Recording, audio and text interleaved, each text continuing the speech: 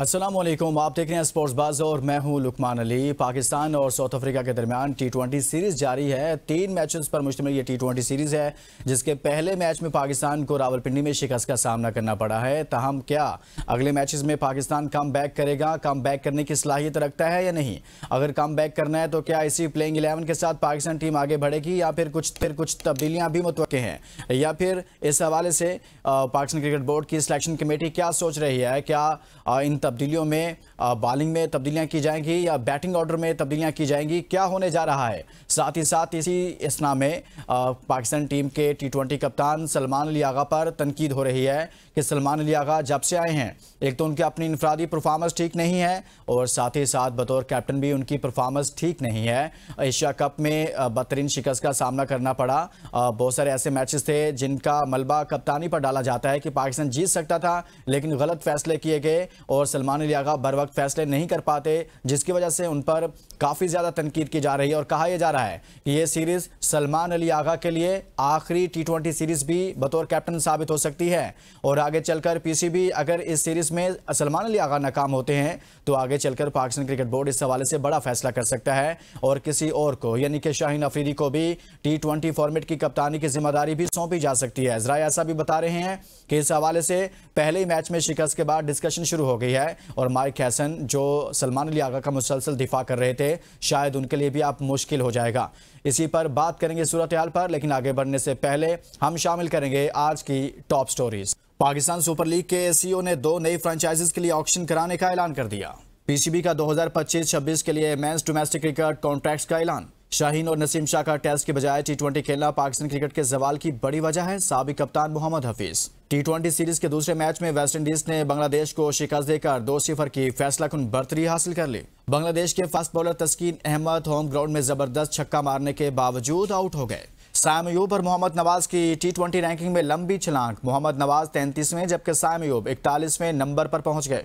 One day ranking में बाबर आजम की चौथी पोजीशन बरकरार। मोहम्मद रिजवान एक दर्जा तरक्की से 24वें नंबर पर आ गए। रोहित शर्मा के लिए मुनफरद एजाज वनडे रैंकिंग में पहली पोजीशन हासिल करने वाले उमर रसीदा बैटर बन गए। आईसीसी वुमेन्स वर्ल्ड कप में इंग्लैंड को शिकस्त देकर जनूबी अफ्रीका पहली मर्तबा फाइनल में पहुंच गया। ऑस्ट्रेलियावी नौजवान क्रिकेटर प्रैक्टिस सेशन के दौरान गर्दन पर गेंद लगने से हलाक। आज की टॉप स्टोरीज आपने जानी है। बात करेंगे पाकिस्तान क्रिकेट टीम के हवाले से और कुछ दीगर उमूर पर। हमारे साथ मौजूद हैं सीनियर स्पोर्ट्स एनालिस्ट बदियुज़्ज़मान साहब। बदियुज़्ज़मान साहब, बहुत बहुत शुक्रिया सर, आपने हमारे लिए वक्त निकाला। सबसे पहले तो डिबेट का आगाज हम कुछ यहाँ से करना चाहेंगे कि आपके ख्याल में आप क्या समझते हैं कि पहले मैच में जो शिकस्त हुई है इसका जिम्मेदार कौन है? कैप्टन है या तमाम प्लेयर्स हैं? क्या हुआ सर पहले मैच में? देखिए, सबसे पहले तो रुकमान भाई जो अगर आप देखा जाए तो आप टॉस जीते हैं, एक बहुत बड़ा एडवांटेज आपको मिला है, लेकिन मेरी समझ में ये नहीं आता कि क्या हमारे हेड कोच हैं या कप्तान हैं या हमारी मैनेजमेंट है उसको उनको जो है वो पिच रीड करना नहीं आती, या फिर हमें अपनी बैटिंग पर इतना एतमाद था कि जितना भी टारगेट जो है साउथ अफ्रीका की टीम देगी हम उसे आसानी से चेस कर लेंगे। ये दो असल में मसला सारा ये है कि आपको पिच रीड करना नहीं आती, आपने पिच को देखा ही नहीं। एक तरफ मुखालिफ टीम 4 फास्ट बॉलर से उतरती है और एक तरफ आप 2 फास्ट बॉलर से उतरते हैं और तीसरा जो मीडियम पेसर है उसको आप अवर ही नहीं देते, जिसको फहीम अशरफ को आपने शामिल किया। स्पिनर से गेंद कराते हैं। नवाज के अलावा इब्रार कितनी बुरी तरह जो है फ्लॉप हुए हैं, फिर साइम अयूब से बॉलिंग कराएगी, वो कितनी बुरी तरह फ्लॉप हुए हैं। तो मेरे ख्याल में यहाँ पर जो टीम मैनेजमेंट है, हेड कोच है, कप्तान है, सबसे बड़े जिम्मेदार वही है। उसके बाद आप खिलाड़ियों पे आए, लेकिन जो आप जब जाते हैं टॉस के लिए जाते हैं, जो टॉस से पहले आधा 1 घंटा होता है जब आप मैदान में दाखिल होते हैं, जब आप पिच को देख रहे होते हैं, आपको ये पता होना चाहिए कि ये पिच बैटिंग के लिए मौजूद है या फिर बॉलिंग के लिए मौजूद है। ये तो आपको देखना पड़ता है, लेकिन ये तो सबसे बड़ा फ्लॉप है कि इनको ये करना नहीं आया।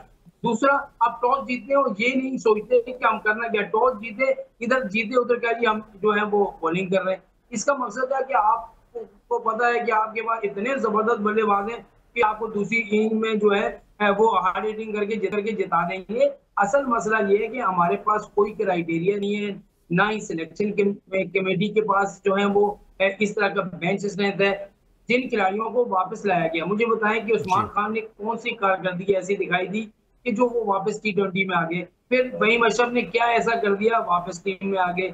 फिर बाबर आजम ने जो है वो मुसलसल फ्लॉप 3 साल से, फिर आप पहले उनको नाकिस परफॉर्मेंस में बाहर करते बदियू हैं, जमान फिर 10 महीने साहब, बदी भाई, अगर ऐसा किया गया है, उस्मान खान को वापस ड्रॉप किया गया, वापस लाया गया बगैर परफॉर्मेंस के, कहीं पर परफॉर्म नहीं किया, बाबर आजम को ड्रॉप किया गया बगैर कहीं पर उनकी परफॉर्मेंस के, उनको फिर वापस ले आए हैं, तो क्या ये फेलियर नहीं है हमारे सिस्टम का, पाकिस्तान क्रिकेट बोर्ड का, बतौर क्रिकेट बोर्ड जो ओनरशिप लेता है पाकिस्तान में क्रिकेट की, ये उसका फेलियर नहीं है सर? बिल्कुल, आप ये माने ना, सिलेक्शन कमेटी क्या कर रही है, टीम मैनेजमेंट क्या कर रही है, आपको नहीं पता कि हमारे पास कौन सा प्लेयर किस नंबर के लिए। मुझे बताएं, जिस टीम में 6 ओपनर खेल रहे हो तो आपके पास 2 मुस्तनद जो है मिडिल ऑर्डर बल्लेबाज ना हो, तो फिर आप कैसे जीतेंगे? आपकी मिसाल तो आपके पास मिसाल जो है वो इंडियन टीम की है, उनके पास अगर ओपनर 2-3 उनके फेल हो जाते हैं तो उनके मिडिल ऑर्डर में इतना तगड़ा मिडिल ऑर्डर है। आपने एशिया कप के फाइनल में देखा था, जब वहां पर जो है वर्मा ने जिस तरीके से आकर बैटिंग की, फिर उसके साथ जितने प्लेयर आए उन्होंने टिका दिया। हालांकि उनके तो 3 बहुत जल्दी आउट हो गए थे, आपने 20 रन पे 3 आउट कर दिए थे।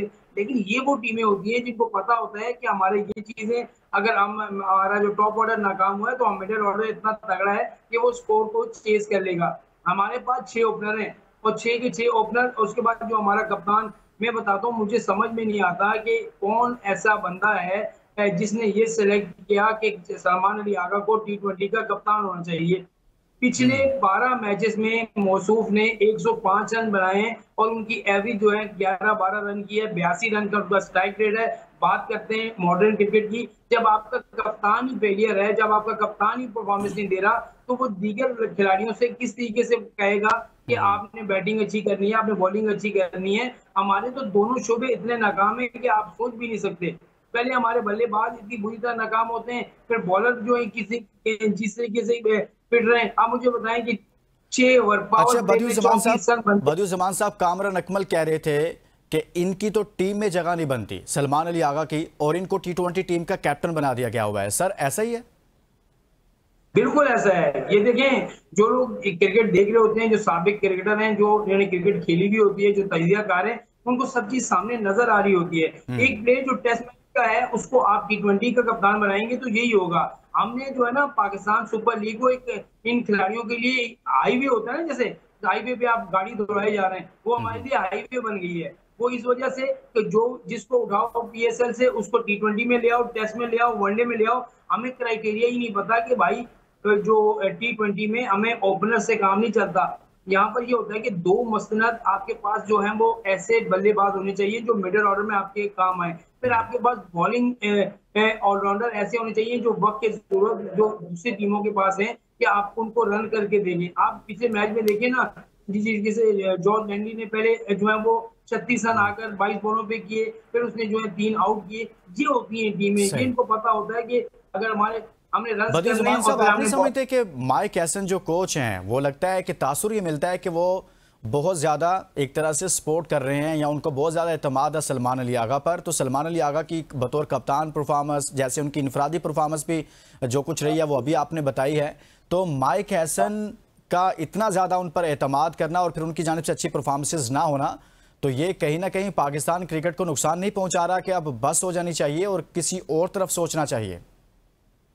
माइक हैसन को जब से आप लाए ना, माइक हैसन को पता ही नहीं है कि हमने करना क्या है। उसने जो है पाकिस्तान टीम को बिखेर दिया है, बजाय जोड़ने के उसने पाकिस्तान टीम को तितर बितर कर दिया है। ना उसको ये पता है कि मैं ओपनर किसको भेजूं, ना उसको ये पता है कि मिडिल ऑर्डर में किसको भेजूं, ना उसको ये पता है कि मैं बॉलर कौन से खिलवाऊं और कप्तान से कप्तानी कैसे करवाऊं। जब से माइक हैसन आए पाकिस्तान टीम तो जवाली की तरफ जा रही है। कभी मुझे बताएं कि अब जो फैंस है ना वो तंग हो गए हैं कि भाई पाकिस्तान टीम को जीता हुआ कब देखेंगे।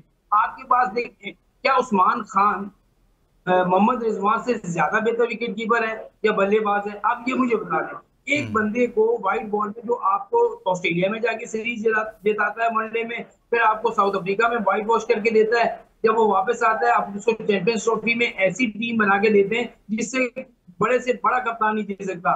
लेकिन दुनिया की जितने भी बड़े कप्तान हैं, जैसे रोहित शर्मा था, फिर महेंद्र सिंह धोनी था, रिकी पॉन्टिंग था, बड़े बड़े जो कप्तान हैं, या अभी पैट कमिंस था, इनको टीमें अच्छी मिली हैं, इनको खिलाड़ी अच्छे मिले हैं जो उनको वक्त पर रन भी करके देते हैं, वक्त पर बॉलिंग भी करके देते हैं। हमारे पास ना ही मिडिल ऑर्डर है, ना ही हमारे पास ढंग का कोई ओपनर है और ना ही हमारे पास लोअर ऑर्डर में कुछ है, तो हम कैसे कहेंगे हम जीतेंगे? आप उस्मान खान को खिला के जीतेंगे, साइम अयूब को कितने चांस देंगे? क्या मुझे लग रहा है ये कि किसका रिश्तेदार है, कहाँ की भर्ती है, जो मुसलसल नाकाम होने के बावजूद भी खेल रहा है। आप एक तरफ से उसको बैटिंग कराते हैं, फिर उससे बॉलिंग करवा देते हैं कि ताकि इधर से बच जाए तो उधर से ना बचे। तो कहने का मकसद ये है कि ये चीजें आपको छोड़नी पड़ेंगी और आपको डोमेस्टिक क्रिकेट पर तवज्जो देनी होगी। आपको यही नहीं पता हमारी सिलेक्शन कमेटी को लेकिन कि सर जब डोमेस्टिक बगैर क्रिकेट डोमेस्टिक क्रिकेट खेले, डोमेस्टिक में परफॉर्म किए प्लेयर्स वापस टीम में आ सकते हैं, तो फिर तो ये सबको मैसेज चला जाता है कि आप कहीं पर भी परफॉर्म ना करें, बस आप अपने तगड़े राब्ते रखें, आप पीआर अच्छी रखें, आप अपने लिए कैंपेन अच्छी चलवा लें, आप माहौल अच्छा बना लें, तो आप पाकिस्तान टीम का बगैर परफॉर्म किए दोबारा हिस्सा बन सकते हैं। ये मैसेज कितना खौफनाक मैसेज है बाकी तमाम प्लेयर्स के लिए, या सॉरी पाकिस्तान क्रिकेट के लिए, कि बगैर परफॉर्मेंस के आप प्लेयर्स को टीम का हिस्सा बना देते हैं।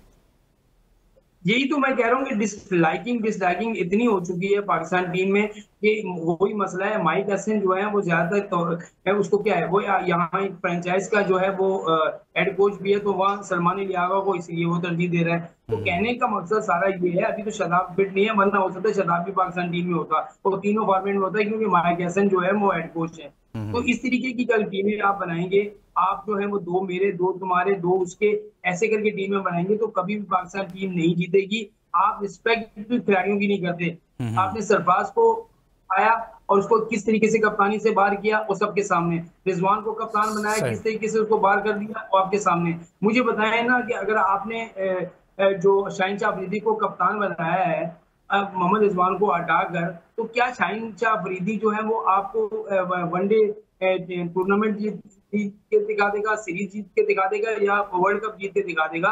असल में तो मसला सारा ये होता है, कप्तान एक ऐसा होता है जिसको चालाकियां पता होती हैं, उसको पता होता है और विकेट जानते हैं। सर ये वाले कैप्टन साहब जो हैं सलमान अली आगा साहब, इनको तो ये नहीं पता होता कि मेरे पास बॉलर्स कितने हैं। ये एक रेगुलर बॉलर, इसके पास स्पेशलिस्ट मौजूद होते हैं, लेकिन ये उनसे ओवर्स ही नहीं करवाते और मैच खत्म हो जाता है और उसका खुमियाजा पाकिस्तान को भुगतना पड़ता है। और सही कहा आपने, पाकिस्तान टीम का शराजा वहां पर बिखरा था जब सरफराज अहमद से वक्त से पहले कप्तानी ले ली गई थी। एक ब्रेक लेते हैं जी, बदियुज़्ज़मान साहब हमारे साथ हैं और ब्रेक के बाद वापस आएंगे तो मजीद बात करेंगे कि क्या नेक्स्ट मैच जो सेकंड मैच है उस हवाले से कुछ चेंजेस हो रही हैं टीम में या नहीं। इस ब्रेक के बाद बात करते हैं। Welcome back. प्रोग्राम के इस हिस्से में बात करेंगे कि क्या दूसरे मैच के लिए पाकिस्तान टीम में कुछ तब्दीलियां होंगी या फिर सेम प्लेइंग 11 के साथ पाकिस्तान आगे बढ़ेगा, क्या होने जा रहा है। हमारे साथ बदियुज़्ज़मान साहब मौजूद हैं। बदियुज़्ज़मान साहब, पहले मैच की परफॉर्मेंस के बाद दूसरा मैच इंतहाई अहमियत इख्तियार कर गया है, क्योंकि अगर पाकिस्तान ये मैच हाथ से गया तो मतलब पाकिस्तान ने सीरीज पाकिस्तान के हाथ से गई और पाकिस्तान सीरीज हार जाएगा। तो आप क्या समझते हैं कि इस मैच को लेकर कोई तब्दीलियां मुतवक्के हैं, क्या हो रहा है? मुझे बताएं कि आप किसको लेके आएंगे? आप मुझे ये बता दें, आपको लाएंगे किसको? आपके पास सलमान मिर्जा है, आप उसको फास्ट बॉलर में लाएंगे तो आपको जो है एक स्पिनर को बाहर करना पड़ेगा। फिर आप जो है साइम अयूब को कभी भी बाहर नहीं करेंगे, तो आप ये कहते हैं कि वो तो मैच ही जिता देगा। फिर एक आध आप बल्लेबाज में चेंजिंग करेंगे या एक आप फास्ट बॉलर आएगा और फिर वही होगा। उस्मान तारिक को आपने शामिल किया, आप उसको किसकी जगह शामिल करेंगे? उसके लिए इकरार को भी हटाना पड़ेगा।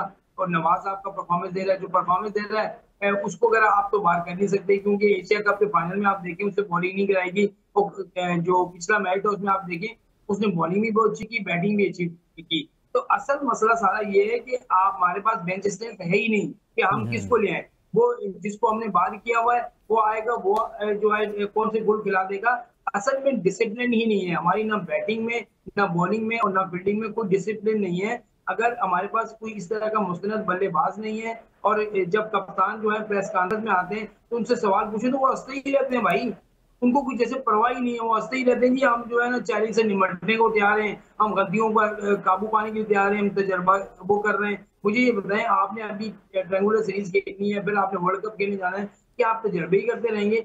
अगर ये आप तजर्बे ही करते रहेंगे तो मुझे लग रहा है कि फिर आपका वर्ल्ड कप में वही हाल होने जा रहा है जो पिछले वर्ल्ड कप में हुआ था जब आप अमेरिका से भी हार गए थे। तो ये वाली पोजीशन की ना आ जाए। हमारे पास कोई भी इस तरह का मुस्तनद बल्लेबाज नहीं है।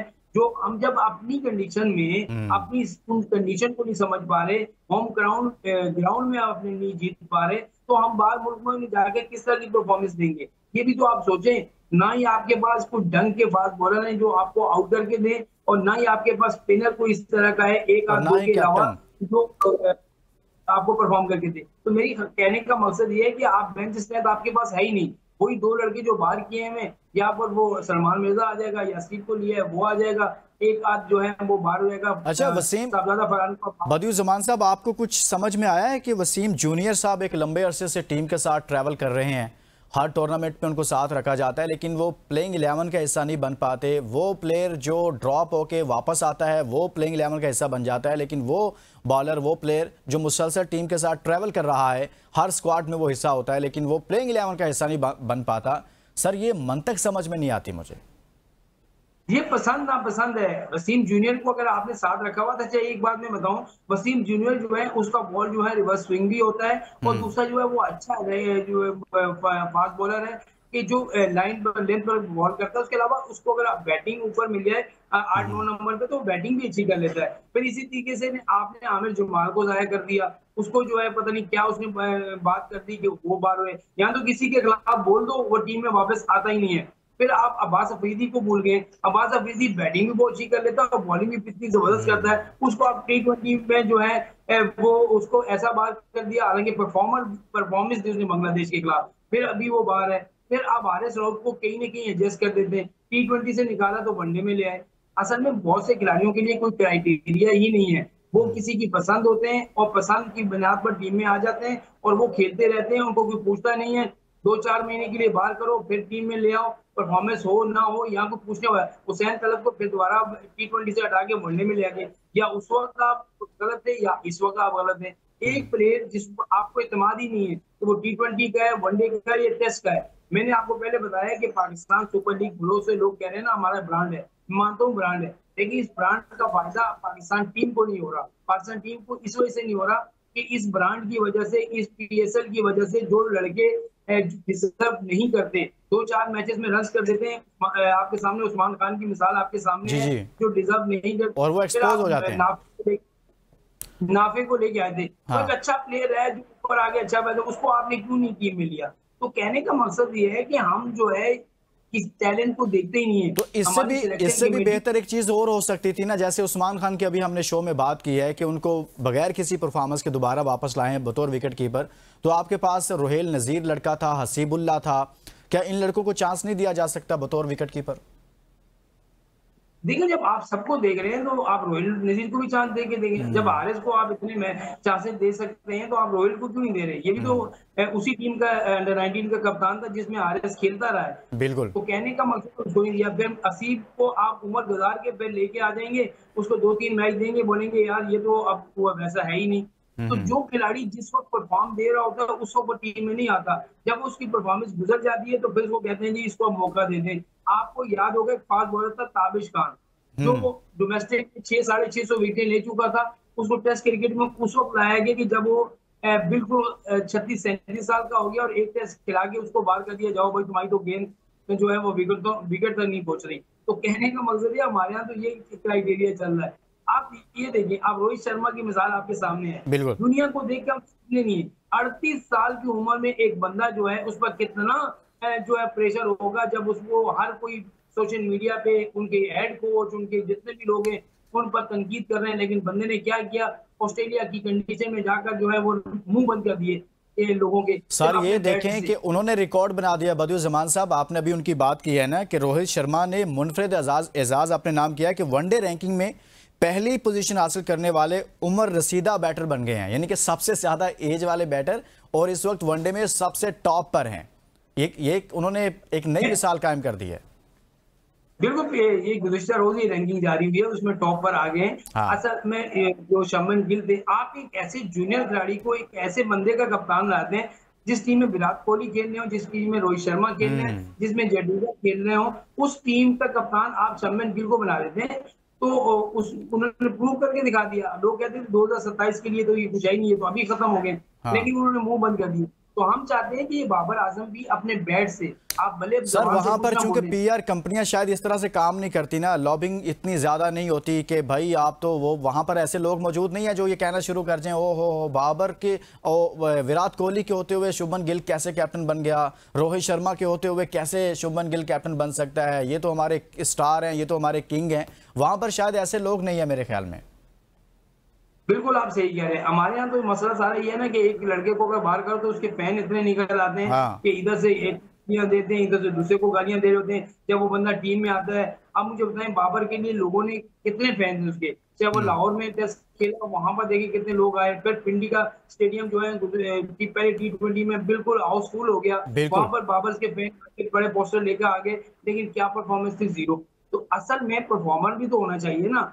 जब आप पे तनकीद हो, जब आप अपने बल्ले से जवाब दें, तो फिर अगले को जवाब जाता है, भाई आपने बाबर के साथ ज्यादती की थी एशिया कप में, वो तो ऐसा इस बल्लेबाज है कि उसने देखे आपको करके दिखा दिया, तो फिर तो लोग मानेंगे। लेकिन इसी तरीके से हमारे यहाँ कोई परफॉर्मेंस ही नहीं है ना। 3 साल से एक बंदा सेंचुरी नहीं कर सका, 3 साल से कोई मैच पाकिस्तान को नहीं जिता सका, तो फिर किंग किस बात का है? मुझे किंग का तो मतलब क्या होता है? असल में बाजीगर वो होता है जो बाजी जीत कर आए, या बाजी अपने नाम करे, या उस बाजी में ऐसी उसकी बारी हो कि पता चले कि यार वाकई इसकी बैटिंग से, इसकी बारी से पाकिस्तान टीम जीती है। अब विराट कोहली के क्रेडिट में कितनी फतुहात हैं भारत की, आप बताएं 50 के करीब फतुहात ऐसी हैं जो टीम मुश्किल में थी, जो विराट कोहली वहां पर मौजूद था और एंड तक गया और उस समय टीम को जिता दिया। ये होते हैं बड़े बल्लेबाज। आप उसका कंपैरिजन किसी के साथ नहीं कर सकते। वो अब वनडे क्रिकेट में नंबर 2 पर आ गया है। अब उसकी 51 सेंचुरियां कोई बनाएगा? मुझे ये बता दें, कोई 51 सेंचुरियां, फिर 75 74 की मिस सेंचुरियां, फिर उसका एवरेज 57 रन का कोई है आज का बल्लेबाज जो इस तरह की परफॉर्मेंस दे सके? वो तो मुसलसल परफॉर्मेंस दे रहा है, वो भी तो एक उसको भी बेड पे आया था साल 2 साल के सर लिए, हमारे पास लेकिन यही तो मसला है आपको ना, हमारे पास यही मसला है कि हमारे पास मैच विनर्स नहीं है। मैच विनर्स शायद बनने नहीं दिए जाते, बन जाते हैं तो वो समझते हैं कि हमारे अलावा दुनिया ही कोई नहीं है। तो ये जो मैच विनर्स हैं ये तो उनके पास तो मौजूद है, लेकिन हमारे पास मौजूद नहीं है। बदियुज़्ज़मान साहब, ये क्यों नहीं है? हम मैच विनर्स क्यों प्रोड्यूस नहीं कर पा रहे? असल मसला ये है कि हमारे यहाँ खिलाड़ियों की कोई फिटनेस लेवल ही नहीं है, ना हम्म। कोई फिटनेस चेक है, ना कोई इस तरह का लेवल है। बस नाम है तो वो टीम में है, तो नाम पे बुनियादों पर जब टीम बनेगी तो फिर यही हाल होगा। मुझे ये बताएं, विराट कोहली 50 ओवर फील्डिंग करता है और फिर 50 ओवर बैटिंग करके भी चले जाता है, उसके चेहरे से ये नहीं पता चलता कि ये ग्राउंड में 1 घंटा खड़ा रहा है या 2 घंटे खड़ा रहा है। इतनी फिटनेस लेवल है। अभी गुज़िश्ता रोज रिकी पॉन्टिंग ने क्या कहा? रिकी पॉन्टिंग ने कहा कि विराट कोहली अगर 50 साल की उम्र तक खेलता रहे तो वो ऐसा ही फिट रहेगा, क्योंकि वो फिट इतना है कि वो 50 साल की उम्र तक खेल सकता है। तो कहने का मसला, यहाँ पर हमारे यहाँ 50-55 लड़के करते हैं ना, तो उनके हाँफ जाते हैं, वो हाँफ जाते हैं कि भाई उन्होंने तो कमाल कर दिया, फिर टीम जीते हारे उन्होंने बस बल्ला घुमाना है, आउट होकर चले जाना है। जब 50 आप करते हैं तो आपका काम है आप 100 की तरफ जाए, और 100 की तरफ जब आप जाएंगे तो यकीनी तौर पर आप अपनी टीम को जिता के बाहर आएंगे। लेकिन हमारे यहाँ इस तरह का कोई वो नहीं है, ना ही उनको कुछ समझाने वाला है हेड कोच, ना टीम मैनेजमेंट, ना जो है जो हमारी सिलेक्शन कमेटी है वो इस चीज पे नजर रखती है। बस वो ये देख लेते हैं कि इस बंदे 50 किए वो टीम में रहेगा, सर आप 60 कर फिटनेस दिए वो आप टीम में फिटनेस की रहेगा। बात कर रहे हैं। पाकिस्तान क्रिकेट में फिटनेस टेस्ट का कल्चर ही खत्म हो गया है। यहाँ पे एक फिटनेस टेस्ट होता तो आपको पता है बड़े बड़े नाम उस फिटनेस टेस्ट की वजह से ड्रॉप हो जाते थे, लेकिन अब तो फिटनेस टेस्ट का कल्चर ही खत्म हो गया। बदियुज़्ज़मान साहब, आप तो सिर्फ सोशल मीडिया पर आपने अपना माहौल बनाना है और टीम में आ जाएं। फिटनेस की क्या ज़रूरत है सर? आपको घर से उठा कर ले आएंगे, वो आप बेशक आप सो रहे हो, मज़े कर रहे हो, आए कहेंगे आए भाई, बड़ा माहौल बन गया सोशल मीडिया पे आपका, आपके फैंस ने तो गेम उठा दी है। क्या ज़रूरत है फिटनेस की यहाँ पर सर? बिल्कुल आप ज्यादा बेहतर जानते हैं। आप देखें, एक जो है यो टेस्ट हुआ करते थे, रनिंग टेस्ट हुआ करते थे, वहां हाँ, पर खिलाड़ियों की फिटनेस कहाँ हो रहे हैं अब? जाता था। वो तो ना, वो खत्म हो गया सर, वो अब कल्चर ही वो खत्म हो गया। पिछले 3 साल से किसी को पता ही नहीं है, हम्म। पिछले 3 साल से किसी को पता ही नहीं है। और हमारे यहाँ तो अलमिया ये है कि ये मैं सोच सोच के तंग हो रहा हूँ, सोच सोच के मैं ये परेशान हो रहा हूँ कि एक बंदा जो टेस्ट टीम का कप्तान है उसको आप कंसल्टेंट बना देते हैं प्लेयर अफेयर का, और जाके जो है वो इंटरनेशनल क्रिकेट को देखे। यार ये कौन सा बोर्ड है, कौन सा बोर्ड इस तरह की करता है? अब कुछ दिन बाद देखेंगे वो ये कहेंगे कि शान मसूद साहब आपकी उम्र 36-37 साल की है, आप टेस्ट क्रिकेट से रिटायरमेंट दे दें, आपको हमने इंटरनेशनल वो बना दिया। तो यहाँ तो पौधे बांटे जा रहे हैं। अब आकिब जावेद की कारकर्दगी पिछले 3-4 साल से जब से वो आए क्या है? हम्म। कभी मुझे ये बताएं, वो एक जगह से उठा के दूसरी जगह लगा देते हैं, दूसरी जगह से उठा के तीसरी जगह लगा देते हैं। असल महमूद तो यही है, कभी अबूरी कोच, कभी हेड कोच, कभी क्या कोच। वो भाई कौन सा बात बॉलर आपने तैयार कर दिया? फिर एक सकलेन मुश्ताक थे, मुश्ताक अहमद थे, आपने कौन सा leg spinner off spinner Pakistan को दे दिया? आपने तो आए पैसे बनाए और चले जाए। पाकिस्तान क्रिकेट बोर्ड में यही चल रहा है, और जो भी इस तरीके से रखते हैं उनको परवाह नहीं होती कि हमने क्योंकि कोई बाबर आजम को समझा नहीं सकता, बाबर आजम के सामने कोई बात नहीं कर सकता, रिजवान के सामने कोई बात नहीं कर सकता, बात शाहीन नहीं के कर सामने सकता। कोई और बात कहा नहीं यह जाता है बदियुज्जमान साहब, इन्हीं बड़े बड़े सुपरस्टार्स ने ही पाकिस्तान क्रिकेट से फिटनेस टेस्ट वाला जो कल्चर था उसको खत्म करवाने में बड़े नामों का भी कहीं ना कहीं ज़राए से ये बताया जाता है कि इनका भी बड़ा हाथ रहा है। बहुत बहुत शुक्रिया, बदियुज्जमान साहब हमारे साथ मौजूद थे। और अब दूसरा T20 मैच कल खेला जाएगा, देखते हैं कि पाकिस्तान टीम कैसा परफॉर्म करती है, क्या कम बैक कर पाती है या नहीं। इजाज़त दीजिए, अपना बहुत सारा ख्याल रखिए, अल्लाह हाफिज़।